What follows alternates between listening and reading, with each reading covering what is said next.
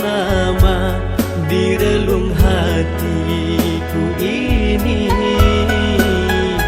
Ingin ku gambarkan sebuah kisah di lubuk hatiku ini.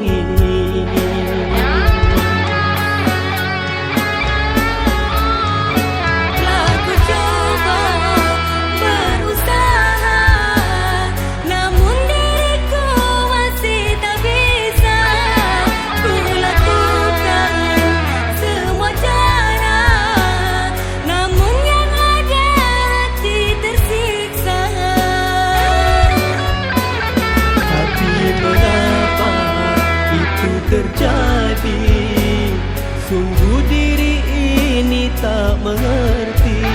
Apakah ada seorang lelaki sebagai penggantiku ini?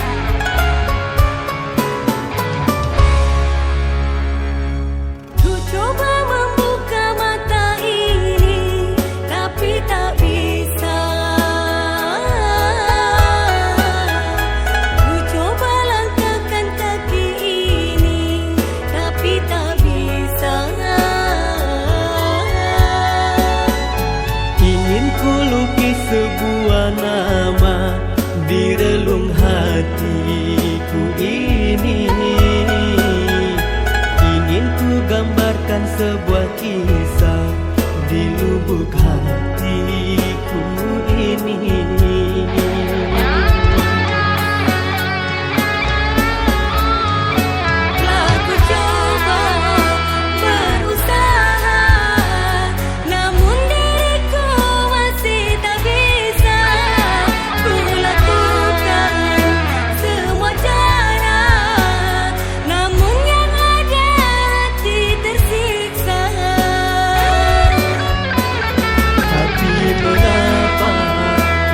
Terjadi, sungguh diri ini tak mengerti.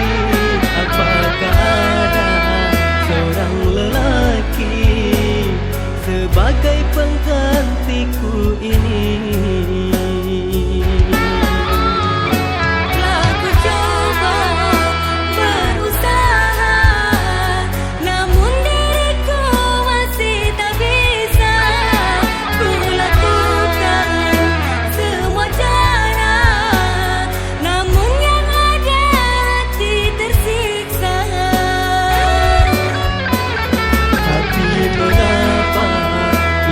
Terjadi, sungguh diri ini tak mengerti.